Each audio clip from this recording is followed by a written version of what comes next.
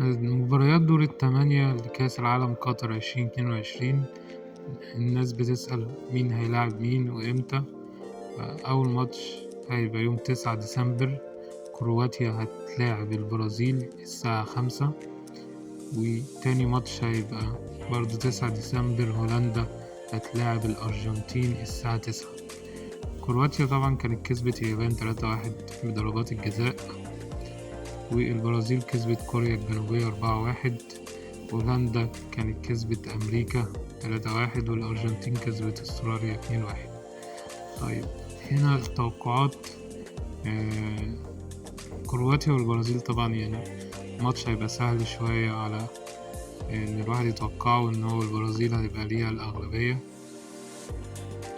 إن هي تتأهل للدور اللي بعد كده، دور نصف النهائي.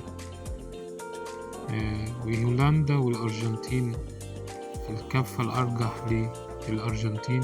هولندا ممكن تعمل ماتش كويس مع الأرجنتين، بس أعتقد إن الأرجنتين هيبقى ليها الغلبة في الماتش ده، تبقى كفتها أرجح.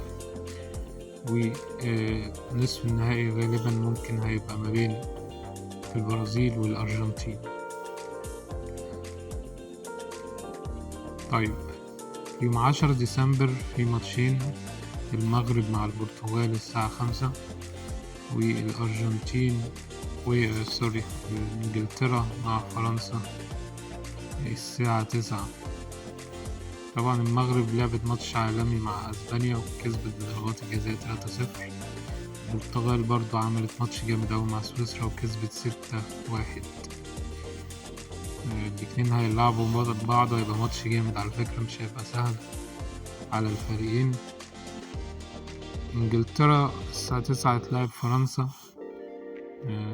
انجلترا كانت كسبت السنغال 3-0، وانجلترا فريق تقيل في الدورة دي، بس هيلاعب الفريق الأتقل اللي هو فرنسا، كسب بولندا 3-1. طب التوقعات يوم 10 ديسمبر، المغرب والبرتغال، يعني ممكن نقول 50% المغرب و50% للبرتغال، لأن الاتنين البرتغال لو لعب بنفس القوة بتاعت الماتش اللي فاتت يعني هيبقى صعب أوي على المغرب. بس يعني المغرب برضو فريق جامد، هنقول 50% بالمغرب و50% البرتغال.